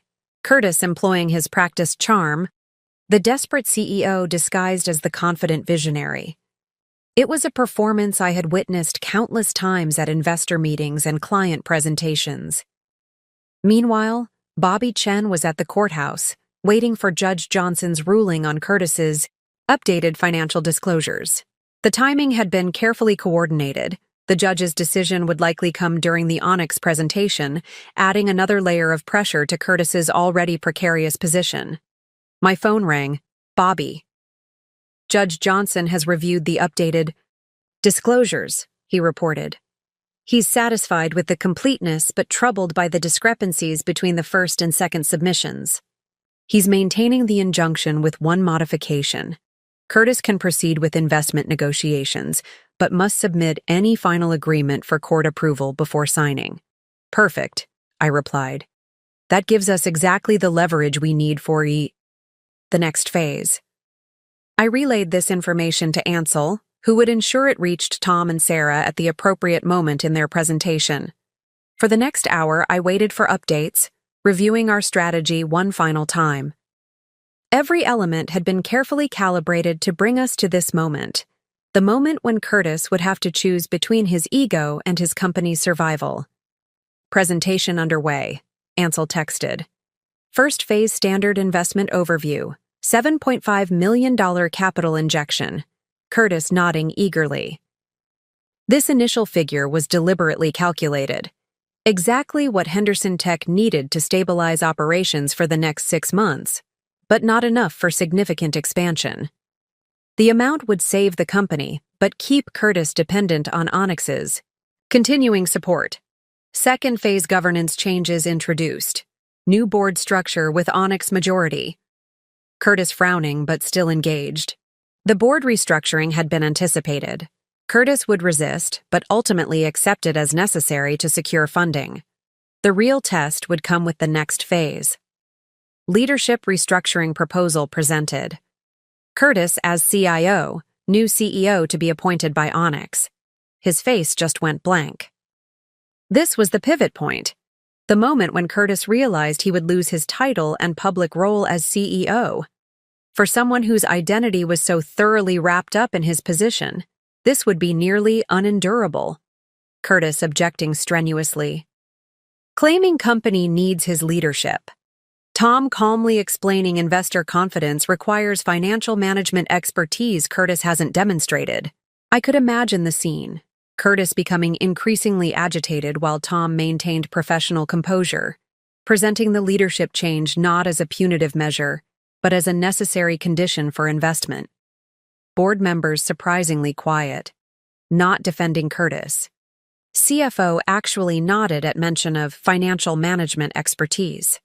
This was significant. The board's silence indicated they shared concerns about Curtis's leadership, particularly regarding financial matters. His isolation was growing. Tom. Just mentioned court injunction. Explained Onyx aware of legal constraints, prepared to work within them, but cannot proceed without leadership change. The strategic introduction of the legal situation would force Curtis to acknowledge his constraints publicly, another blow to his carefully maintained image of control. Curtis requested brief recess to consider options. Board agreed. Meeting paused for 15 minutes. This was expected. Curtis always sought private space when losing control of a situation. He would use this time to search for alternatives, only to realize he had none. While waiting for the meeting to resume, I received a text from Eleanor Ross. Technical. Team assembled in conference room B. Curtis asked us to demonstrate our support when meeting reconvenes. Team discussing whether to comply. Most inclined to support leadership change if it preserves jobs. I replied immediately, your team should make their own decision. Whatever happens, good people with valuable skills will always have options. This subtle reminder that the technical team had value beyond Curtis's company was deliberate, planting the seed that their futures weren't dependent on his leadership. Meeting resuming, came Ansel's next update. Curtis looks composed, but tense. Has clearly made some decision. The next few minutes would determine everything. If Curtis accepted the leadership restructuring, we would proceed to the final phase of our plan.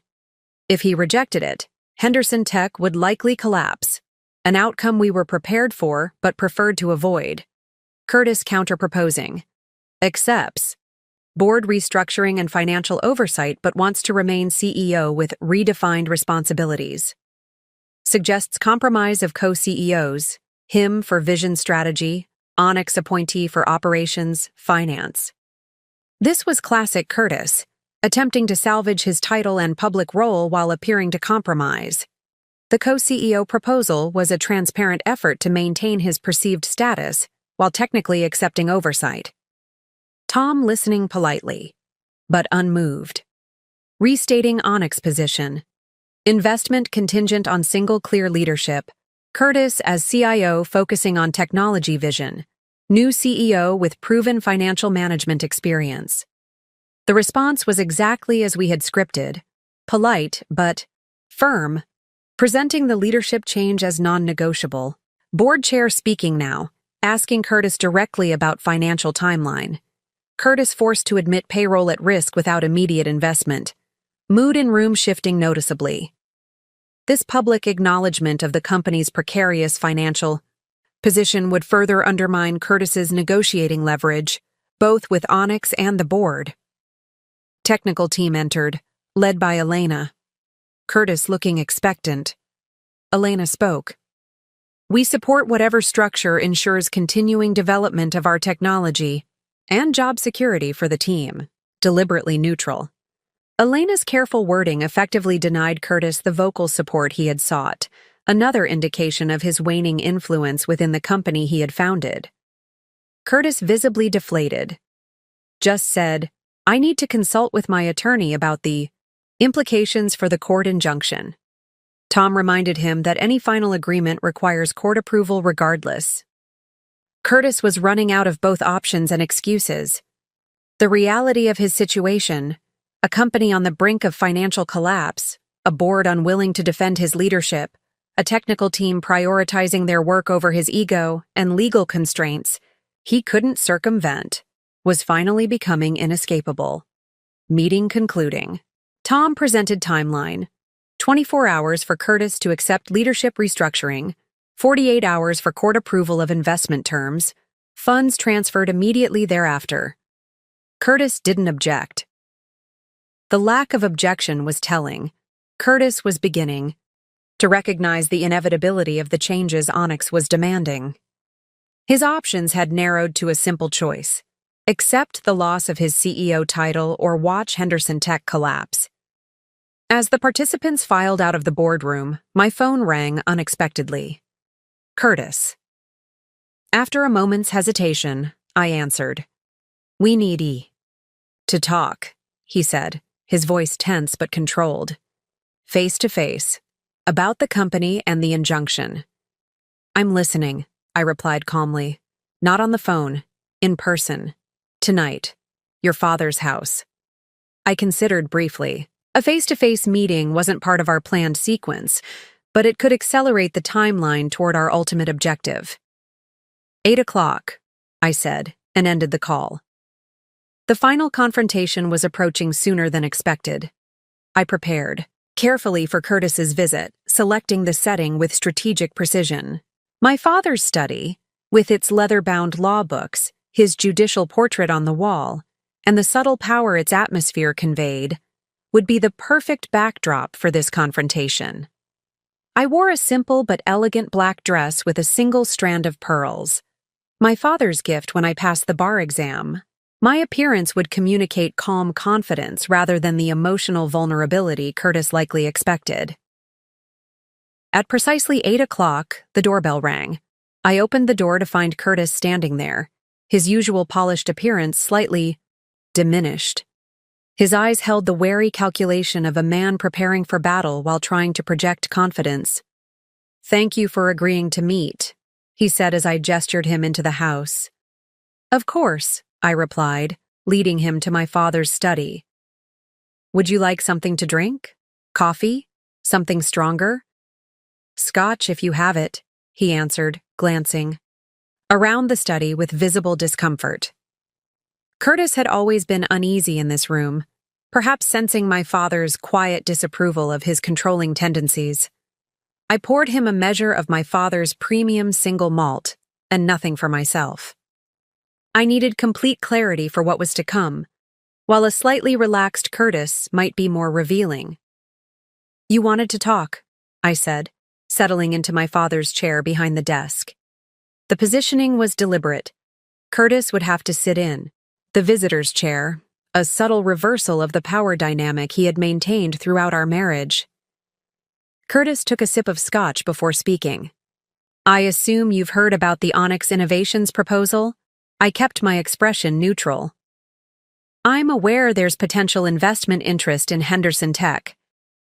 It's more than interest, he replied, leaning forward slightly. It's the company's only viable option at this point. Regent pulled out. Other investors are hesitant because of the public injunction, and we have maybe 2 weeks of operating capital left. I nodded, allowing him to continue outlining a situation I knew more intimately than he did. The problem, he continued, is that Onyx's terms include a leadership restructuring that would remove me as CEO.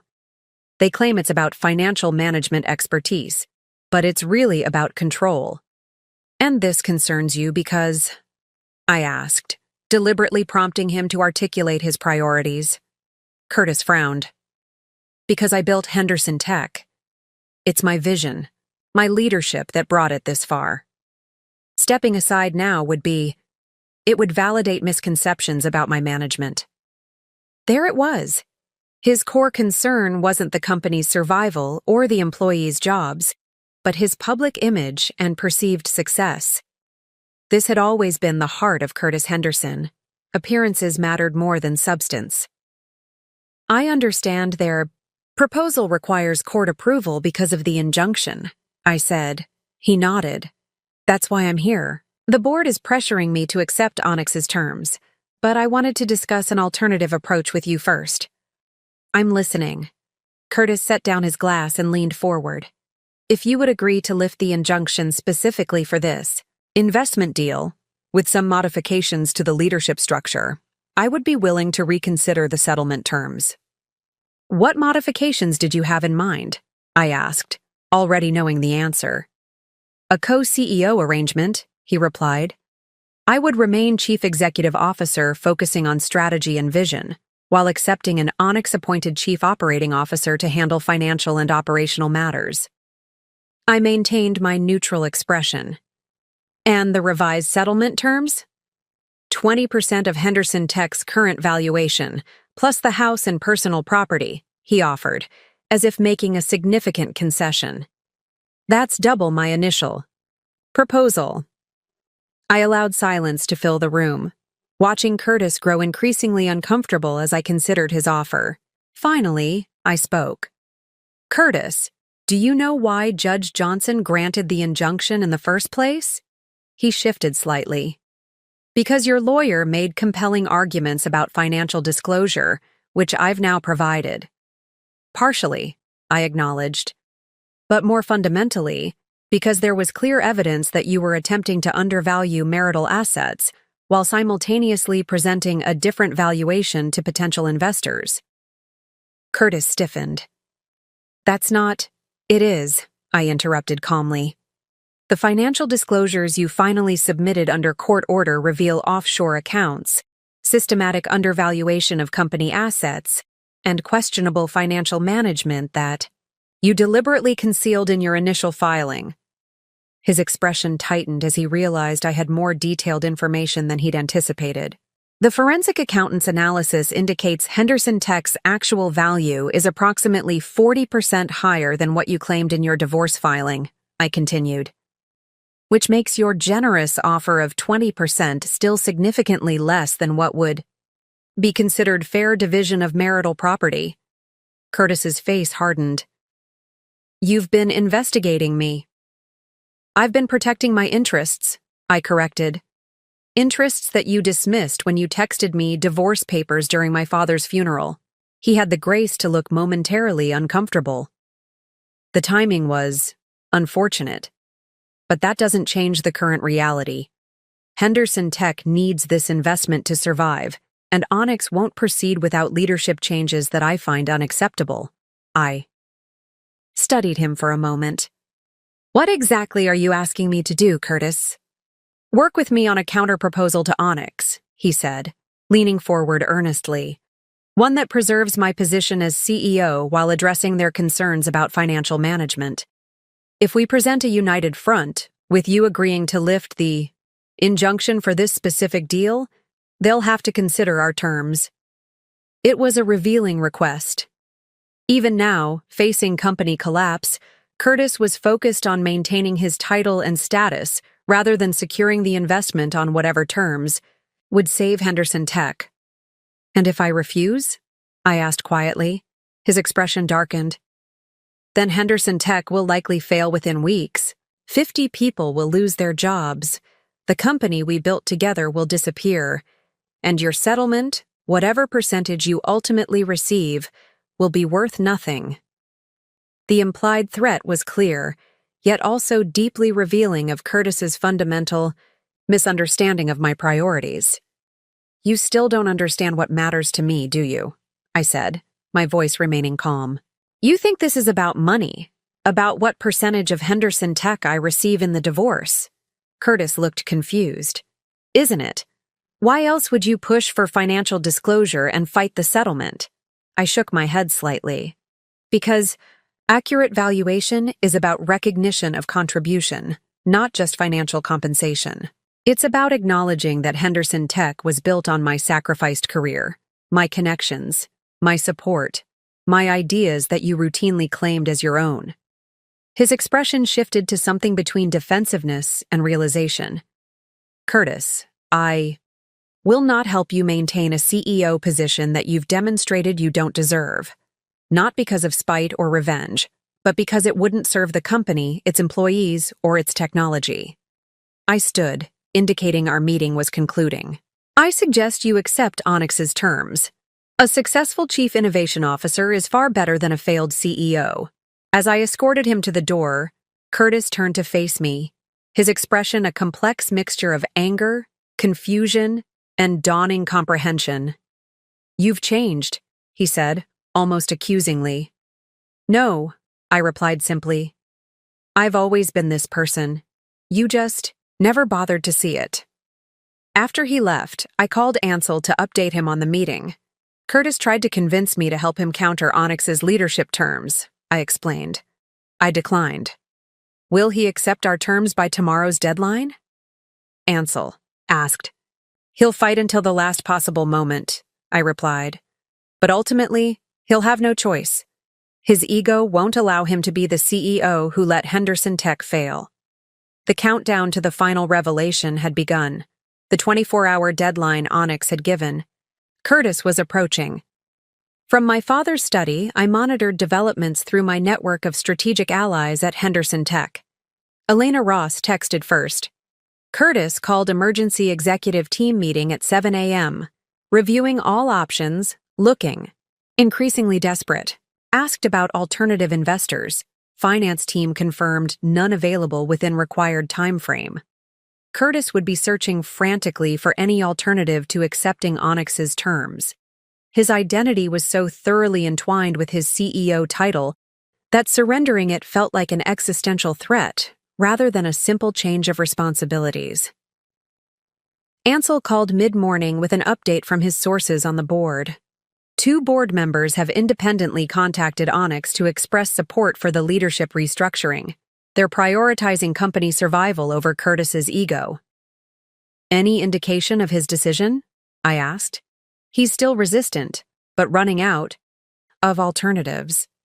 The CFO presented updated financial projections showing they'll miss payroll within 10 days without the Onyx investment. Curtis can't ignore that reality much longer. As noon approached, the deadline Onyx had established, "Bobby," Chen called with news from the courthouse. "Judge Johnson has reviewed the forensic accountant's analysis of Curtis's financial disclosures," he reported. "He's issued an amended ruling on the injunction. Curtis can proceed with the Onyx investment without further court approval, provided the final agreement includes independent financial management and board oversight." "That removes his last excuse," I noted. "Exactly. He can no longer claim legal obstacles to accepting Onyx's terms. The judge has essentially endorsed the very governance changes Curtis is resisting. This development would further isolate Curtis. The court, the board, the executive team, and the technical staff were all aligned in recognizing the need for new leadership, leaving him alone in his opposition. At precisely noon, Tom Peters texted from Henderson Tech headquarters. Deadline. Reached. Entire executive team in boardroom except Curtis. He's alone in his office. This wasn't surprising. When facing difficult decisions, Curtis often isolated himself. A habit I had observed throughout our marriage. He would be weighing his options, calculating which choice would best preserve his image and status. 20 minutes later, Elena texted, Curtis just entered the boardroom. Called for board vote on Onyx's proposal. His expression is unreadable. The moments that followed were tense. So much planning, so many carefully calibrated moves had led to this pivotal moment. Curtis's decision would determine whether we proceeded to the final phase of our strategy or needed to adjust our approach. My phone rang. Ansel, it's done, he said simply. The board voted unanimously to accept Onyx's proposal, including the leadership restructuring. Curtis abstained but didn't oppose. He looked defeated but resigned. I felt a complex mixture of emotions, satisfaction that our strategy had succeeded, vindication that Curtis had finally been forced to recognize his limitations, but also a touch of empathy for the public humbling he was experiencing. Despite everything, I had once loved him and understood how deeply this would affect him. When will the papers be finalized? I asked. Tomorrow morning. Tom and Sarah are meeting with Henderson Tech's attorneys now to prepare the final agreement. Curtis will sign as CEO for the last time, then transition immediately to Chief Innovation Officer. And the financial transfer? Scheduled for tomorrow. Afternoon, contingent on signatures. The employees will be paid on time. That was important to me. Throughout this process, I had insisted that Henderson Tech's staff, particularly the technical team who had created its innovative technology, should not suffer for Curtis's mismanagement or my response to it. It's time for the final phase, I said. Arrange the meeting as we discussed. Ansel paused. Are you sure about the timing? We could wait until after the signatures, when everything is legally binding. No, I replied firmly. Curtis needs to understand exactly who he's dealing with before he signs, not after. He should make his final decision with full knowledge. As you wish, Ansel said. I'll set it up for this evening. After ending the call, I spent some time in quiet reflection. The carefully orchestrated strategy that had begun in the aftermath of my father's funeral was approaching its culmination. Each step had been meticulously planned, each reaction anticipated, each contingency prepared for. Yet the final revelation, the moment when Curtis would learn who was really behind Onyx, innovations, contained an element of unpredictability that strategy alone couldn't control. It would be a human moment, raw and unscripted. My father had often spoken about such moments in his courtroom. The law provides the framework, he would say, but justice happens in the human moments, when truth is recognized, when reality replaces illusion. Tonight would be such a moment. My phone buzzed with a text from Tom Peters. Final agreement drafted. Curtis asked one last modification. Public announcement to frame leadership change as his strategic decision to focus on innovation. Legal team accepting this face-saving measure as it doesn't alter substantive terms.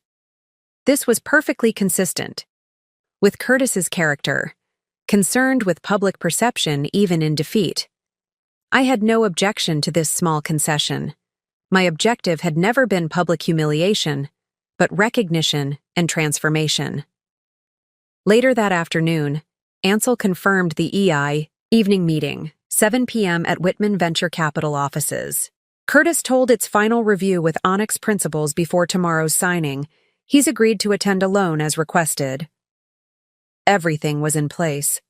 I spent the remaining hours preparing myself mentally and emotionally for the confrontation to come. This wouldn't be about revenge or triumph. It would be about truth and recognition. I selected my outfit carefully.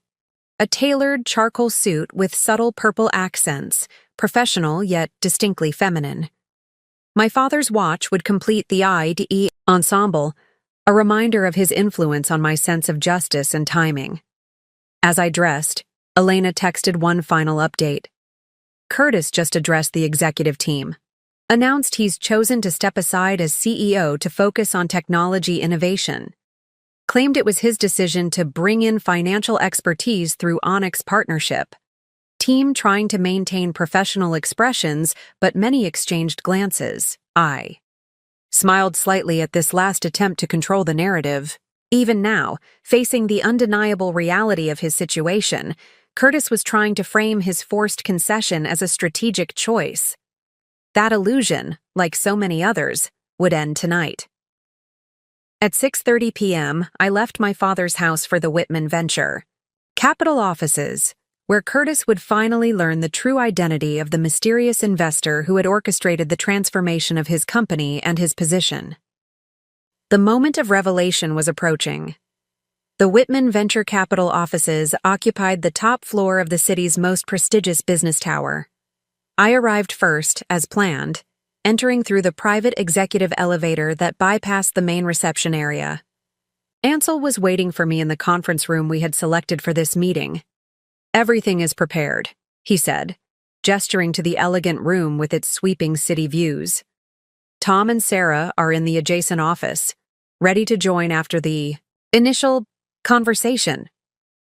I nodded, taking a seat at the head of the conference table, a position carefully chosen for its psychological impact. "And Curtis?" "On his way up. Reception just called." Ansel studied me with concern. "Are you certain about this approach? We could still have Tom deliver the news, with you joining afterward."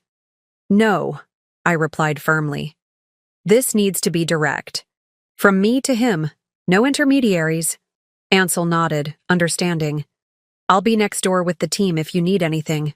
As he left, I placed my father's legal notepad before me, alongside the bound investment agreement that Curtis expected to review tonight and sign tomorrow. Everything was in place. Minutes later, I heard the elevator chime, followed by muffled voices in the reception area.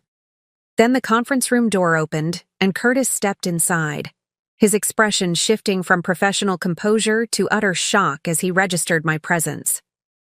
He froze in the doorway, confusion evident on his face. "Ayami? What are you... Where are the Onyx representatives?" I met his gaze directly. "They'll join us shortly. Please sit down." Curtis remained standing, his confusion transforming rapidly to suspicion. "If this is some attempt to interfere with the investment..." "It's not interference," I interrupted calmly. "It's clarification. The investment will proceed as agreed. The terms remain unchanged. There's simply one detail you should understand.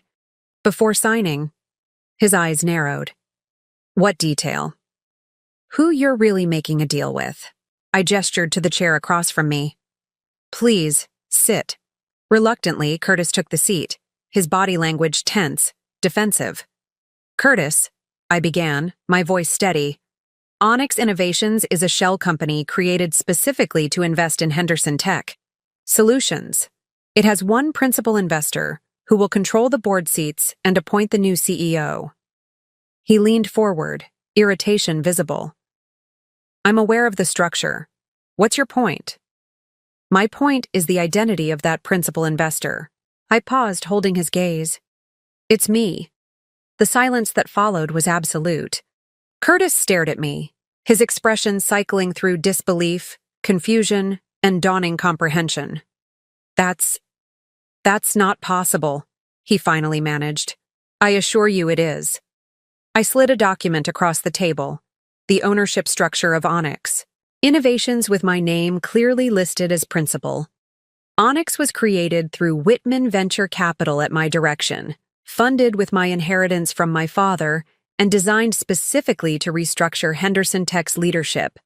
Curtis's face drained of color as the implications sank in. You engineered all of this? The investment proposal? The leadership restructuring? The board changes?" "Yes." "Why?" he asked, his voice barely audible. "Because you sent me divorce papers during my father's funeral, dismissing my contribution to building Henderson Tech, undervaluing our marital assets, and assuming I would be too devastated to respond effectively, I kept my tone matter-of-fact rather than accusatory. "You miscalculated." Curtis sat back heavily in his chair, the full reality of the situation finally hitting him. "So, this was all about revenge?" "No," I corrected. "It was about recognition and transformation. The company needed proper financial management and accountability. The technical team deserved leadership that valued their contributions. The board needed independent voices." I paused.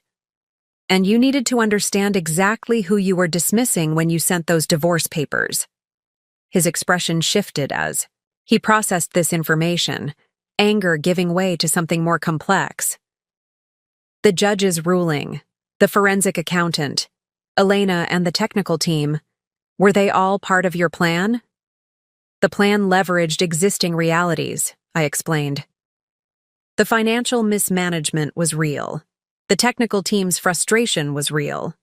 Judge Johnson's concerns about your disclosures were based on actual evidence.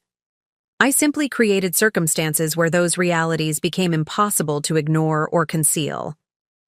Curtis stared at the agreement before him, then back at me, his face showing the first traces of something I hadn't seen from him in years. Genuine respect. "You outmaneuvered me," he said quietly. "Completely."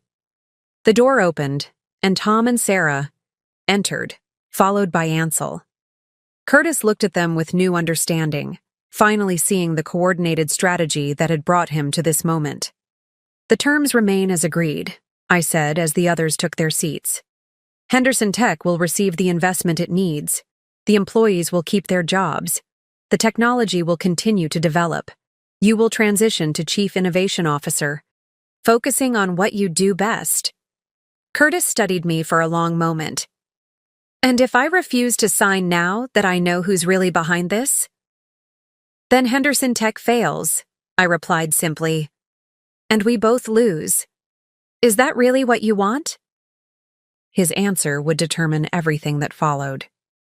Curtis stared at the investment agreement before him, the silence in the room heavy with significance. I could almost see the calculations running behind his eyes, weighing his pride against the company's survival, his ego against the reality of his situation. "You've thought of everything," he finally said, his voice holding a strange mix of bitterness and grudging admiration. "Not everything," I replied honestly. "Just the most probable scenarios based on knowing how you think and operate." He looked up sharply. "And how is that?" "You prioritize appearance over substance. You value control over collaboration. You take credit for others' work, particularly women's contributions." I kept my tone analytical rather than accusatory. "But you also genuinely care about the technology Henderson Tech has developed. You believe in its potential, even if your management style has undermined it." Curtis's expression tightened, then gradually relaxed as he recognized the accuracy of my assessment. "What happens if I sign?" he asked. "Beyond the terms in this agreement, what happens between us?" It was a fair question, perhaps the first truly honest one he had asked throughout this process. "The divorce proceeds, but with a fair valuation of assets and appropriate recognition of my contribution to building Henderson Tech. We both move forward, you as CIO with the freedom to focus on innovation rather than financial management, me as board chair guiding the company's strategic direction. And we work together?" He sounded skeptical. "Professionally, yes, with clear boundaries and defined roles." I leaned forward slightly. "Curtis, this isn't about punishing you. It's about creating the right structure for Henderson Tech to succeed and for both of us to contribute what we do best." He considered this, then asked the question that truly concerned him. "How will this be perceived publicly?" Even now, facing this extraordinary situation, Curtis's mind went first to appearances. But rather than dismissing his concern, I addressed it directly. "The public announcement will frame this as a strategic restructuring to position Henderson Tech for growth. Your transition to CIO will be presented as a decision to focus on your strengths in technology innovation. No one outside this room needs to know the full circumstances. Relief flickered across his face. I had understood what mattered to him and offered a solution that protected his public image while achieving the substantive changes required. Tom slid a pen across the table. The employees are counting on this investment, Mr. Henderson. 50 jobs and a promising technology hang in the balance. Curtis picked up the pen, hesitated for one final moment, then signed the agreement. As he set the pen down, the tension visibly drained from his shoulders. When will the announcement be made? He asked. Tomorrow afternoon, Ansel replied, after the funds transfer is complete and payroll is secured. Curtis nodded, then looked directly at me. You could have destroyed everything. Why didn't you? Because Henderson Tech isn't just your creation. It's the work of dozens of talented people whose contributions deserve to be preserved and valued. And because destruction is easy, transformation is more challenging and more worthwhile. For perhaps the first time in our relationship, Curtis truly saw me, not as an accessory to his success, not as a supporting character in his narrative, but as a strategic equal with vision and capabilities that matched or exceeded his own. I underestimated you, he said, echoing words he had spoken before but now with genuine recognition rather than defensive accusation. Completely and consistently. Yes, I agreed simply. You did. As the meeting concluded and the others filed out, Curtis lingered. There's one thing I still don't understand. How did you put all this together so quickly? The divorce papers arrived less than 3 weeks ago. I smiled slightly. Curtis, I've been a lawyer watching you build a technology company for 8 years. I've observed every meeting, reviewed every contract, noted every strategic decision, many of which incorporated my suggestions without acknowledgement. I didn't need to create a strategy from scratch. I simply needed to apply what I already knew. He absorbed this. Recognition dawning of how thoroughly he had dismissed my capabilities while simultaneously benefiting from them. For what it's worth, he said quietly, I'm sorry about sending those papers during the funeral. It was cruel. Yes, it was, I acknowledged. But it was also the catalyst that freed me to use everything I had learned and everything I am capable of. In an odd way, I should thank you for that moment of clarity. As Curtis left, Ansel returned to the conference room. So he signed, he observed. Did it go as you expected? Better, in some ways, I replied. I think he finally sees me clearly. And that matters to you? I considered the question. Not for emotional validation, but for him to understand the full scope of his miscalculation. That does matter. It's not about revenge. It's about recognition. The next day unfolded exactly as planned. The funds were transferred to Henderson Tech's accounts. The payroll was processed on schedule. The carefully worded press release announced the company's strategic restructuring and new investment partnership. Curtis began his transition to Chief Innovation Officer while the search committee, which I would chair, began identifying candidates for the CEO position. Eleanor Ross was promoted to Chief Technology Officer, her contributions finally receiving appropriate recognition. As I sat in my first official board meeting as chairperson, I felt not triumph, but satisfaction. This wasn't about winning or losing, about punishment or revenge. It was about transformation, of a company, of a relationship, and of my own life. My father would have understood. His judicial philosophy had always emphasized restoration over retribution. The best outcome, he often said, isn't when someone loses, but when everyone's position improves through recognition of truth. Through this crucible of conflict and strategy, a new truth had emerged, not just about Curtis's limitations or my capabilities, but about the power of strategic patience and clear-eyed assessment. The woman who had received divorce papers at her father's funeral had transformed into someone new, yet also someone who had been there all along, waiting for recognition. 6 months have passed since that pivotal meeting, where Curtis finally understood who he had been dealing with all along. Henderson Tech has transformed under new leadership, with our technology finally receiving the recognition and market adoption it deserves. Curtis has found his place as Chief Innovation Officer, focusing on what he truly does best without the pressures of financial management. The divorce was finalized 3 months ago, with a fair settlement that recognized my contribution to building the company. But the true value wasn't in the financial terms, it was in the recognition, the acknowledgement of worth that had been denied for so long. I'm often asked if I planned all of this from the moment I received those divorce papers at my father's funeral. The truth is both simpler and more complex. I didn't have a detailed blueprint, but I had something more powerful: clarity. In that moment of profound grief and shock, I saw with perfect clarity who Curtis was, who I was, and what needed to change. Want to speak directly to you? Yes, you? The woman who has been underestimated, overlooked, or dismissed. The woman whose contributions have been minimized, or whose capabilities have been questioned. I see you, and I have something important to tell you. Your power doesn't come from other people's recognition. It exists within you, whether acknowledged or not. The skills you've developed while supporting others, the insights you've gained while being overlooked, the strategies you've learned while navigating difficult relationships, these are not lesser abilities. They are profound strengths waiting to be deployed. When someone underestimates you, they're not defining your limits. They're revealing their own perception gaps. Those gaps aren't your burden to bear. They're their vulnerability waiting to be exposed. To the woman whose ideas are appropriated in meetings, document everything. Build allies who will attribute credit properly. Your insights are valuable. Ensure they're recognized as yours.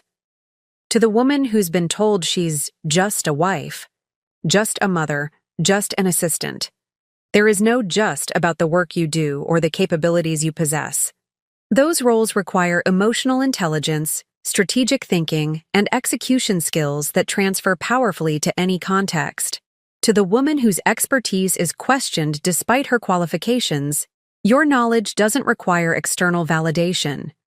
To be legitimate, stand firm in what you know. To the woman trapped in financial control, start small. Document everything. Build knowledge and resources incrementally. There is always a path to independence, even when it's not immediately visible. My father taught me that timing is everything. Not just when to act, but when to wait. When to speak and when to observe. Strategic patience isn't passivity. It's power gathering. It's studying the landscape, identifying leverage points, and preparing for the perfect moment to transform your situation. What happened with Curtis wasn't about revenge. Revenge keeps you tethered to past wounds, focused backward instead of forward. This was about transformation, creating something new from the ruins of what was broken.